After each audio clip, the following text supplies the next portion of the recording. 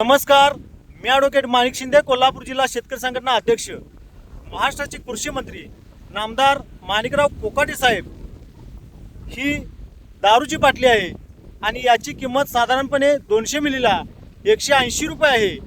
शराब जानलेवा होती है, इससे लिव्हर खराब होती है. असं असताना सुद्धा या बाटलीची किंमत 180 रुपये. का तर ही बाटली शेतकरी तयार करत नाही. त्याचबरोबर या बाटलीची किंमत सुद्धा 195 रुपये आहे. का तर ही बाटली शेतकरी तयार करत नाही. शराब जानलेवा होतीये. दुसरीकडे ही पेट्रोलची बाटली आहे. याची किंमत लिटरला 105 रुपये आहे. या बाटलीची किंमत 105 रुपये. का तर ही बाटली यातील पेट्रोल सरकार तयार करतं.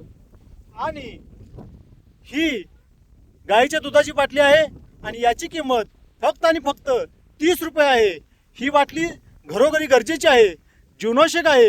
ही प्रत्येक घरात लागते आणि असं असताना सुद्धा या बाटलीची किंमत फक्त 30 रुपये. हे कशामुळं कोकाटे साहेब, याचं उत्तर तुमच्याकडे आहे का? ही व्यवस्था कोणामुळे झाली? तुम्हाला जर शेतकऱ्यांचं कोकाटे साहेब भलं करायचं असेल तर या बाटलीची किंमत या बाटली एवढी केली तर शेतकऱ्याला 4 पैसे मिळणार आहेत. तुमच्या अंगात धमक असेल कोकाटे साहेब, तुमच्या अंगात धमक असेल तर सरकारला सांगा या बाटलीची किंमत या बाटली एवढी करायला सांगा. आणि मग बघा, शेतकरी आपल्या पैशामध्ये लग्न करतील, शेतकरी आपल्या पैशामध्ये साखरपुडा करतील. तुमच्या पैशाची आम्हाला गरज लागणार नाही आणि राहिलेला पैसे आम्ही सरकारला कर्ज स्वरूपात देऊ.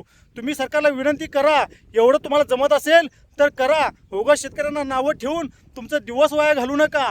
तुम्हाला जनतेनं निवडून दिलंय, तुम्हाला जनतेनं आमदार केलंय, त्याचं कुठंतरी चांगलं करा. आणि विधानसभेत या दुधाला या बाटली एवढा दर मिळाला पाहिजे म्हणून आवाज उठवा. तुम्ही जर हे केलं तर महाराष्ट्रातील जनता तुम्हाला माफ करेल आणि आता महाराष्ट्रातील जनता कदापि तुम्हाला माफ करणार नाही. एवढंच या निमित्ताने मी तुम्हाला सांगतो. धन्यवाद.